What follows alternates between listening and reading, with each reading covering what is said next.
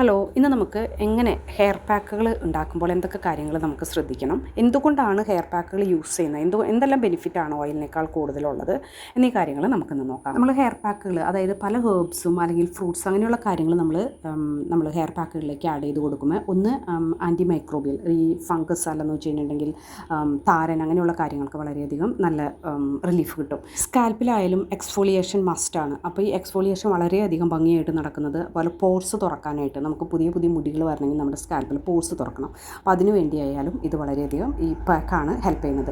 പിന്നെ ക്ലെൻസ് ചെയ്യാനായിട്ട്, ഇപ്പോൾ നമ്മൾ ഷാമ്പു ആണ് ഉപയോഗിക്കുന്നത്, നമ്മൾക്ക് ഒത്തിരി ഓയിൽ വെച്ചിട്ട് നമ്മൾ ഷാമ്പു ഇട്ട് അത് വാഷ് ചെയ്ത് കളയുമ്പോൾ നമ്മുടെ സ്കാൽപ്പിനെയും അതുപോലെ തന്നെ ഹെയറിനെയും ഡാമേജ് ആക്കുകയാണ് ചെയ്യുന്നത്.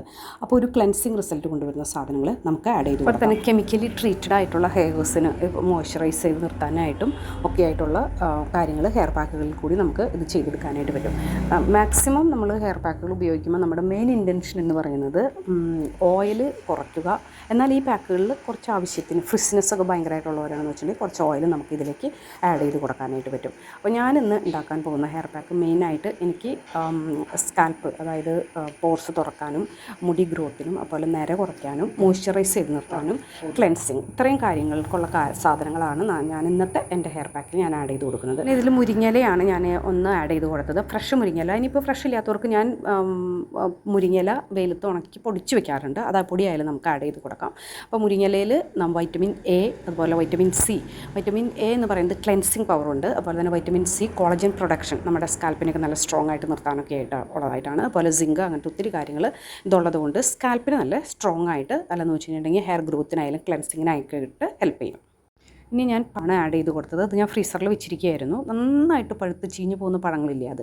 ഇതിൻ്റെ ഗുണം ഇതെന്താണെന്ന് വെച്ച് കഴിഞ്ഞിട്ടുണ്ടെങ്കിൽ നമ്മുടെ സ്കാൽപ്പിനെയും മുടീനെയും മോയ്സ്ചറൈസ് ചെയ്ത് ഒരു ഷൈനിങ് എഫക്റ്റ് കൊണ്ടുപോയി. അതിൽ സിൽക്ക എന്ന് പറയുന്ന ഒരു സാധനം ഉണ്ട്, അതാണ് ഇതിന് ഹെൽപ്പ് ചെയ്യുക. അതുപോലെ ഇതിൽ നാച്ചുറൽ ഷുഗേഴ്സ് ഉണ്ട്, അതും ഈ പറഞ്ഞ മാതിരി ഈ മുടീനെയും അതുപോലെ സ്കാൽപ്പിനെ മോയ്സ്ചറൈസ് ചെയ്ത് നിർത്താനും മുടിക്ക് ഒരു ഷൈനിങ് കൊണ്ടുവരാനായിട്ട് ഹെൽപ്പ് ചെയ്യും. ഇനി നമ്മുടെ സൂപ്പർ ഇൻഗ്രീഡിയൻറ്റ് അലോവേര ജെൽ, അത് ഫ്രഷ് എടുക്കാനായിട്ട് ശ്രമിക്കുക. ഇല്ല നമുക്ക് ഫ്രഷ് അവൈലബിൾ അല്ലെന്ന് വെച്ച് കഴിഞ്ഞിട്ടുണ്ടെങ്കിൽ നമ്മൾ വീട്ടിൽ തന്നെ ഉണ്ടാക്കി വെച്ചിരിക്കുന്ന അലോവേര ജ്യൂസോ അങ്ങനെ എന്തെങ്കിലും എടുക്കുക. അല്ലാതെ കടയിൽ നിന്ന് മേടിക്കുന്നത് അത്ര നല്ല റിസൾട്ട് കിട്ടില്ല. അത് ഒട്ടും നമുക്ക് നാച്ചുറലായിട്ട് ഇല്ല എന്നുമെങ്കിൽ മാത്രമേ നമ്മൾ കടയിൽ നിന്ന് മേടിക്കുന്നത് ഉപയോഗിക്കാനായിട്ട് പാടുള്ളൂ. അപ്പോൾ ഇതിലെന്ന് പറയുന്നത് ഒത്തിരി അമിനോ ആസിഡ്, അതുപോലെ ക്ലെൻസിങ്, മുടി മോയ്സ്ചറൈസ് ചെയ്ത് നിർത്താനായിട്ട്, മുടിയുടെ ബ്രേക്കേജ് കുറയ്ക്കാനായിട്ട്, ഇങ്ങനെയുള്ള ഒത്തിരി നല്ല കാര്യങ്ങൾ ഈ അലോവേരയിലുണ്ട്. അതുപോലെ B12, E, C ഒക്കെ ഉള്ളതാണ് ഈ അലോവേര എന്ന് പറയുന്നത്. പിന്നെ നമ്മുടെ ഉലുവയാണ്, അതിലെന്ന് പറയുന്നത് ആൻറ്റി ഇൻഫ്ലമേറ്ററി ഉണ്ട്, അതുപോലെ തന്നെ ആൻറ്റി മൈക്രോബിയൽ, താരനൊക്കെ നമ്മൾ പണ്ട് മുതലേ ഉപയോഗിച്ച് തുടങ്ങുന്നതാണ്. അതുപോലെ തന്നെ ഒത്തിരി പ്രോട്ടീൻസ് ഉണ്ട് ഇതിൽ. പിന്നെ ഇത് കണ്ടിന്യൂസ്. പിന്നെ അതിലൊരു നാച്ചുറൽ ജെല്ലുണ്ട്, നമ്മുടെ ഫ്ലാക്സീഡ് പോലെ. ഫ്ലാക്സീഡ് നമുക്ക് അത്ര കോമൺ അല്ല നമ്മുടെ നാട്ടിൽ, അതിന് പകരം ഇതായാലും ഉപയോഗിക്കാം. അപ്പോൾ ഇതിൽ പ്രോട്ടീനൊക്കെ ഉള്ളതുകൊണ്ട് നമ്മുടെ മുടിയിൽ കണ്ടിന്യൂസ് ഇത് യൂസ് ചെയ്ത് കഴിഞ്ഞ് കഴിയുമ്പോൾ സ്കാൽപ്പ് ക്ലീൻ ചെയ്യാനും അതുപോലെ തന്നെ മുടിക്ക് നല്ലൊരു ഷൈനിങ്, നാച്ചുറൽ ഷൈനിങ് കൊണ്ടുവരാനായിട്ടും സഹായിക്കും. അപ്പോൾ ഈ കംപ്ലീറ്റ് പാക്ക് ഞാൻ മെയിനായിട്ട് ഉപയോഗിച്ചത് എൻ്റെ മുടി ഇത്തിരി ഫ്രിസിയാണ്, അപ്പോൾ അത് കുറയ്ക്കാനും അതുപോലെ തന്നെ മോയ്സ്ചറൈസ് ചെയ്ത് നിർത്താനും ഒരു ഗ്രോത്തിനൊക്കെ ആയിട്ടാണ്. പിന്നെ ഇതിൽ ഞാൻ കുറച്ച് വളരെ ചെറിയ ക്വാണ്ടിറ്റി ഒരു കോക്കനട്ട് ഓയിൽ നിങ്ങൾക്ക് വേണമെങ്കിൽ ആഡ് ചെയ്താൽ മതി. ഇത് നന്നായിട്ട് കുറച്ച് നേരം വെള്ളത്തിൽ ഇത് എല്ലാം കൂടി ഒന്ന് മുക്കി വയ്ക്കുക. അത് കഴിഞ്ഞിട്ട്, കാരണം ഉലുവയുണ്ടല്ലോ, അപ്പോൾ ഞാൻ എല്ലാം കൂടി അങ്ങോട്ട് വെള്ളത്തിലിട്ട് വയ്ക്കുകയാണ് ചെയ്ത്. അത് കഴിഞ്ഞിട്ട് നന്നായിട്ടൊരു ഫൈൻ പേസ്റ്റായിട്ട് അരച്ചെടുക്കുക. അരച്ചതിന് ശേഷം കോക്കനട്ട് ഓയിൽ ആഡ് ചെയ്ത് നന്നായി മിക്സ് ചെയ്താലും മതി. അല്ലെന്ന് വെച്ചിട്ടുണ്ടെങ്കിൽ ഒന്നും കൂടി നന്നായിട്ട് ഓയിൽ ആഡ് ചെയ്തതിന് ശേഷം ഒന്നും കൂടി അരച്ചെടുക്കുക. അതിനുശേഷം ഒരു പാത്രത്തിലേക്ക് പകർത്തി, ഇനി ഇത് അപ്ലൈ ചെയ്യേണ്ട രീതി എന്ന് പറഞ്ഞിട്ടുണ്ടെങ്കിൽ സ്കാൽപ്പിലും മുടിയുടെ അറ്റം വരെ നമ്മളിത് അപ്ലൈ ചെയ്ത് കൊടുക്കണം നന്നായിട്ട്.